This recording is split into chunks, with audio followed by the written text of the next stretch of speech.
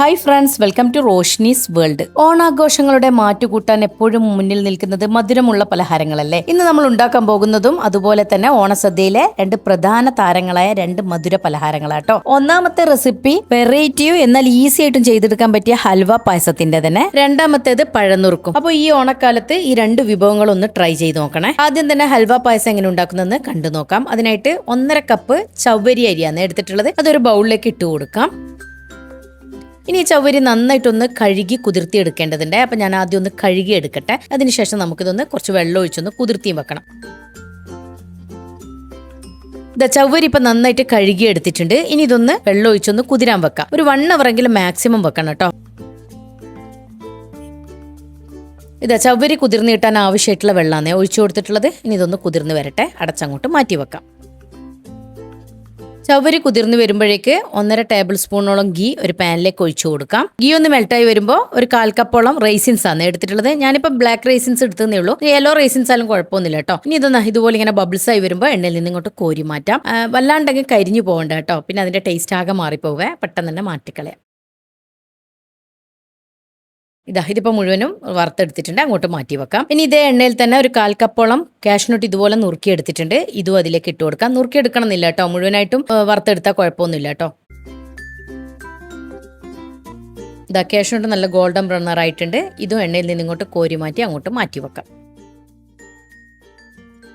കുറച്ച് കാഷ്നട്ട് ഇതുപോലെ മുഴുവനായിട്ട് തന്നെ ഇട്ടിട്ടൊന്ന് വഴറ്റിയെടുക്കുന്നുണ്ട്. ഇത് നിർബന്ധമൊന്നുമില്ല. നിങ്ങൾക്ക് ഒന്നുകിൽ ഇതുപോലെ മുഴുവനായിട്ട് ഇട്ട് വറുത്തെടുക്കുക, അതല്ലെങ്കിൽ ഞാൻ ചെയ്ത പോലെ നുറുക്കിയെടുക്കുക കേട്ടോ. ഞാൻ പിന്നെ തമ്മിൽ ഫോട്ടോ ഒക്കെ വെക്കുമ്പോൾ ഭംഗിക്ക് വേണ്ടി കുറച്ച് ഞാൻ വറുത്തെടുത്തേ ഉള്ളൂ കേട്ടോ. ഇനി മധുരത്തിനായിട്ട് 4 or 5 അച്ച് വെല്ലം ഒന്ന് മെൽറ്റ് ചെയ്തെടുക്കേണ്ടതുണ്ട്. അപ്പം അതിനായിട്ട് കുറച്ച് വെള്ളം ഒഴിച്ചൊന്ന് മെൽറ്റ് ചെയ്യാൻ വെച്ചിട്ടുണ്ട്. ഇനി ഇതൊന്ന് മെൽറ്റായി വരട്ടെ.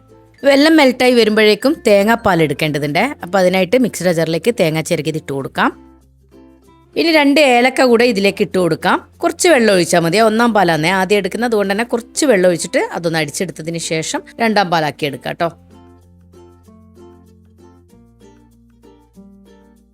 1-ാം പാൽ എടുത്തിട്ടുണ്ട്. ഇതൊരു ഗ്ലാസ്സിലാക്കിയിട്ട് അങ്ങോട്ട് മാറ്റി വെക്കാം.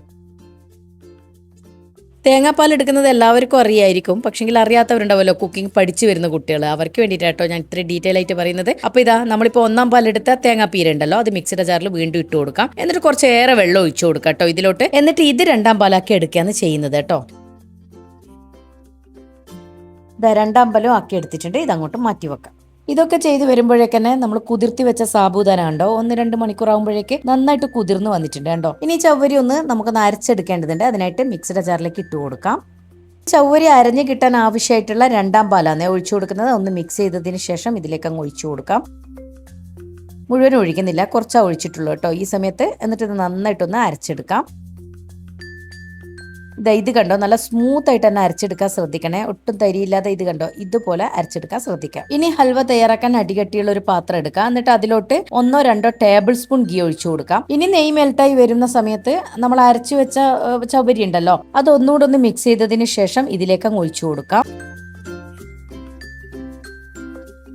എന്നിട്ട് നെയ്യിലൊന്ന് നന്നായിട്ടൊന്ന് മിക്സ് ചെയ്ത് യോജിപ്പിച്ചെടുക്കാം. പിന്നെ അതുപോലെ അരച്ചെടുക്കുമ്പോൾ 2-ാം പാൽ കൂടുതൽ ഒഴിക്കരുത്. അതൊരു ടിപ്പ് കൂടിയാ. കാരണം അരച്ചെടുക്കുന്ന സമയത്ത് മുഴുവൻ തേങ്ങാപ്പാൽ ഒഴിച്ച് അരച്ചെടുത്താൽ ഇതിങ്ങനെ കുറുക്കി വരുമ്പോൾ ഏത് ഹൽവ ആയിക്കോട്ടെ കുറേ സമയം നമ്മൾ ഇളക്കേണ്ടി വരും കേട്ടോ. അപ്പൊ അതിനൊരു സൂത്രം കൂടിയാ കേട്ടോ. കുറച്ച് ഒഴിച്ച് അരച്ചെടുക്കാം. ഇതുപോലെ നെയ്യൊക്കെ ഒന്ന് ഇങ്ങനെ തെളിഞ്ഞു വരുന്ന ഒരു സമയം ഉണ്ടാവുമല്ലോ, ആ സമയത്ത് തേങ്ങാപ്പാലിന്റെ ബാക്കി വെച്ച തേങ്ങാപ്പാൽ കുറേശ്ശെ ഒഴിച്ചു കൊടുക്കാം. 2-ാം പാലിന്റെ കാര്യമാണ്. 2-ാം പാല് തീരുന്നത് വരെ കുറേശ്ശെ ഒഴിച്ചു കൊടുത്തിട്ട് ഇതുപോലൊന്ന് മിക്സ് ചെയ്തെടുത്താലുണ്ടല്ലോ പെട്ടെന്ന് കുറുകി കിട്ടും കേട്ടോ. അതൊരു ടിപ്പാണ്.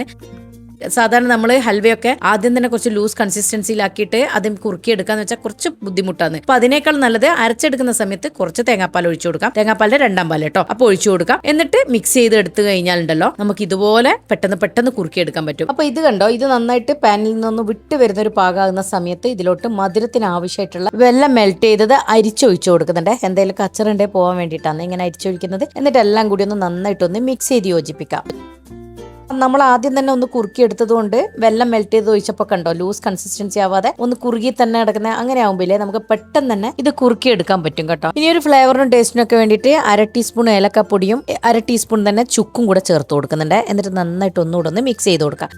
എന്നിട്ട് കണ്ടോ ഇതിങ്ങനെ വറ്റി വരുന്ന സമയത്ത് അതിൽ നിന്ന് ഇങ്ങനെ വിട്ട് വിട്ട് വരുന്ന ഒരു പാകം, അത് ഇടയ്ക്കിടയ്ക്ക് നമ്മളിങ്ങനെ ഒന്ന് വരഞ്ഞു നോക്കാം. അപ്പോൾ അതിങ്ങനെ വിട്ട് വിട്ട് വരുമല്ലോ, അത് ആ സമയമാണ് കേട്ടോ ഇതിന്റെ പാകം എന്ന് പറയുന്നത്. അപ്പൊ ഇത് ഇരിക്കുന്നതോറും ഒന്നുകൂടെ കുറുകിയും വരും. ഈ ഒരു ടൈമിന് നമുക്ക് കാഷ്നട്ട് ഫ്രൈ ചെയ്ത് വെച്ചതും അതുപോലെ തന്നെ റൈസിൻസും കൂടെ ഈ സമയത്ത് ഇട്ട് കൊടുക്കുന്നുണ്ട്. എന്നിട്ട് ഇതെല്ലാം കൂടി ഒന്ന് നന്നായിട്ടൊന്ന് മിക്സ് ചെയ്ത് യോജിപ്പിച്ചെടുക്കാം. ഇനി മധുരം ബാലൻസ് ചെയ്യാൻ വേണ്ടി ഒരു നുള്ളു ഉപ്പും ചേർത്തുകൂടെ മിക്സ് ചെയ്തെടുക്കാം.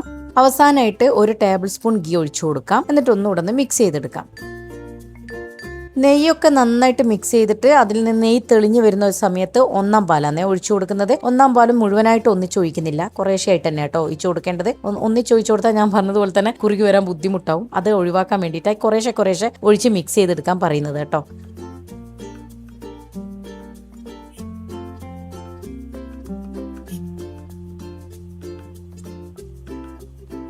മിക്സ് ചെയ്തെടുക്കുമ്പോൾ കണ്ടോ, പിന്നെ അതുപോലെ ഈ ഒന്നാം പാൽ ഒഴിച്ചു കഴിഞ്ഞാൽ പിന്നെ അധികം തിളപ്പിക്കരുത്. അപ്പോൾ അതുകൊണ്ട് തന്നെ ലോ ഫ്ലെയിമിൽ വേണം ഇട്ട് കൊടുക്കാം. എന്നിട്ട് കണ്ടോ ഇതിൽ നിന്ന് ഇങ്ങനെ വിട്ട് വരുന്നൊരു പാകമാവുമല്ലോ, ആ ഒരു ടൈമിന് ഫ്ലെയിം ഓഫ് ചെയ്തിട്ട് കുറച്ച് സമയം ഇരിക്കുമ്പോൾ തന്നെ ഇതൊന്നുകൂടെ ഒന്ന് കുറുകി വരും കേട്ടോ. ഫ്ലെയിം ഓഫ് ചെയ്തിട്ട് കുറച്ച് സമയം ഇരിക്കുമ്പോൾ തന്നെ ഒരു ഹൽവയുടെ കൺസിസ്റ്റൻസി ആയി വരും കേട്ടോ. അപ്പോൾ നമുക്കിതൊരു സെർവിംഗ് ബൗളിലേക്ക് മാറ്റി കൊടുക്കാം. അതിൻ്റെ മുകളിലേക്ക് ഞാൻ കുറച്ച് നട്ട്സുകൾ നമ്മൾ ഫ്രൈ ചെയ്ത് വെച്ചെന്ന് മാറ്റി വെച്ചിട്ടുണ്ടായിരുന്നു. അത് അതിൻ്റെ മുകളിലേക്ക് കാണാനുള്ളൊരു ഭംഗിക്ക് ഇട്ട് കൊടുത്തതേ ഉള്ളൂ. മുഴുവൻ മിക്സ് ചെയ്ത് കൊടുത്താൽ മതി കേട്ടോ. അപ്പോൾ ഇതൊരു വെറൈറ്റി പായസം അല്ലേ, ഹൽവ പായസം. അപ്പോൾ നിങ്ങൾ ഇത് ഈ ഓണത്തിന് ട്രൈ ചെയ്ത് നോക്കിയിട്ട് ഇതിൻ്റെ ഫീഡ്ബാക്ക് കമൻ്റ് ആയിട്ട് പറയണേ. ഇനി നമ്മുടെ രണ്ടാമത്തെ റെസിപ്പി പഴന്നുറുക്കിൻ്റെ തന്നെ. ഓണത്തിന് ഇതും നിങ്ങളൊന്ന് ട്രൈ ചെയ്ത് നോക്കണേ. പഴന്നുറുക്കും പലർക്കും അറിയായിരിക്കും, അറിയുന്നവർ സ്കിപ്പ് ചെയ്തോളൂ കേട്ടോ. ഇനി പഴന്നുറുക്കിനായിട്ട് 3 നേന്ത്രപ്പഴമാണ് എടുത്തിട്ടുള്ളത്. ആദ്യം തന്നെ ഈ നേന്ത്രപ്പഴത്തിൻ്റെ തൊലി ഒന്ന് കളഞ്ഞെടുക്കട്ടെ.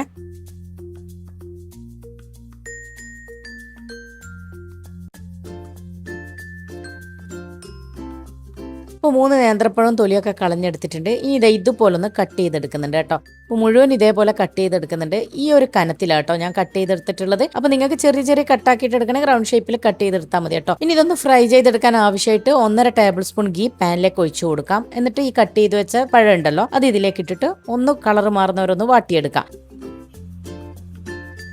ഒന്ന് കളറ് മാറി വരുന്ന സമയത്ത് കുറച്ച് സമയം ഒന്ന് അടച്ചു വെച്ച് കൊടുക്കുന്നുണ്ട്. പിന്നെ ഇതിങ്ങനെ വാട്ടിയെടുക്കുന്നതിന് പകരം നിങ്ങൾക്ക് വേണമെങ്കിൽ കുറച്ച് വെള്ളം ഒഴിച്ചു കൊടുത്തിട്ട് ഇതുപോലെ അടച്ചു വെച്ചിട്ട് വേവിച്ചെടുക്കുകയും ചെയ്യാം കേട്ടോ. അങ്ങനെ 2 വഴിയുണ്ടെന്ന് പറയായിരുന്നേ. എനിക്കിഷ്ടം ഇതുപോലെ ഇങ്ങനെ വാട്ടിയിട്ട് എടുക്കുന്നതാണ്. നിങ്ങൾക്ക് വെള്ളം ഒഴിച്ച് വേവിച്ചെടുത്താൽ മതി എന്നുണ്ടെങ്കിൽ അങ്ങനെ ഈ സമയത്ത് ചെയ്തെടുത്താൽ മതി. ഇനി പഴം വയറ്റിയെടുത്തതിലോട്ട് വെള്ളം മെൽറ്റ് ചെയ്തത് മധുരത്തിന് ആവശ്യമായിട്ട് ഒഴിച്ചു കൊടുക്കാം. 3 അച്ച് വെള്ളം കുറച്ച് വെള്ളത്തിൽ മെൽറ്റ് ചെയ്തെടുത്തതാണ്. കുറച്ച് വെള്ളത്തിൽ മെൽറ്റ് ചെയ്താൽ മതി. കൂടുതൽ വെള്ളമാകുമ്പോൾ കുറേ സമയം നമ്മൾ വറ്റിച്ചെടുക്കേണ്ടി വരും കേട്ടോ. ഇനി ഫ്ലേവറിനും ടേസ്റ്റിനും വേണ്ടിയിട്ട് ഏലക്ക, ചുക്ക്, ജീരകം, ചെറിയ ജീരകം പൊടിച്ചതാണ്. പിന്നെ മധുരം ബാലൻസ് ചെയ്യാൻ വേണ്ടി ഒരു നുള്ളു ഉപ്പും ചേർത്ത് നന്നായിട്ടൊന്ന് മിക്സ് ചെയ്ത് കൊടുക്കാം. ഇനി ചേർത്ത് കൊടുത്ത ആ വെള്ളത്തിന്റെ മധുരവും പിന്നെ അതുപോലെ പൊടികളുടെ ഒക്കെ ഫ്ലേവർ ഒന്ന് പിടിച്ചു വരുന്ന സമയത്ത് ഇതിലോട്ട് നല്ല കുറുകിയ ഒന്നാം പാലുണ്ടല്ലോ അതും കൂടെ ഇതിലേക്ക് അങ്ങ് ഒഴിച്ചു കൊടുക്കാം. തേങ്ങാപ്പാലും ഒഴിച്ചു കൊടുക്കുമ്പോൾ കൂടുതൽ ഒഴിക്കരുത്. അത് ലൂസ് കൺസിസ്റ്റൻസി ആയാലും കുറുകി വരാൻ ബുദ്ധിമുട്ടാവും.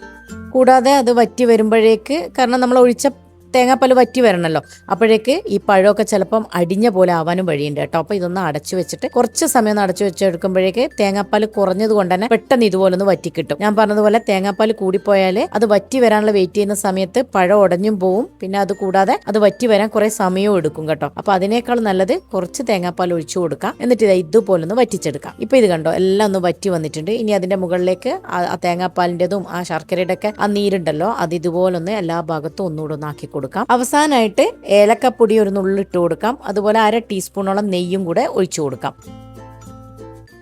ഇത്രയേ ഉള്ളൂ കേട്ടോ. പഴന്നുറുക്ക് വളരെ ഈസി അല്ലേ ചെയ്തെടുക്കാൻ. അപ്പോൾ ഈ ഓണത്തിന് നിങ്ങൾ എന്തായാലും ഒന്ന് ട്രൈ ചെയ്ത് നോക്കൂ. അപ്പോൾ ഞാനിതൊരു സെർവിംഗ് പ്ലേറ്റിലോട്ട് മാറ്റി കൊടുക്കുന്നുണ്ട്. മുഴുവനും സെർവിംഗ് പ്ലേറ്റിലോട്ട് മാറ്റിയിട്ടുണ്ട്.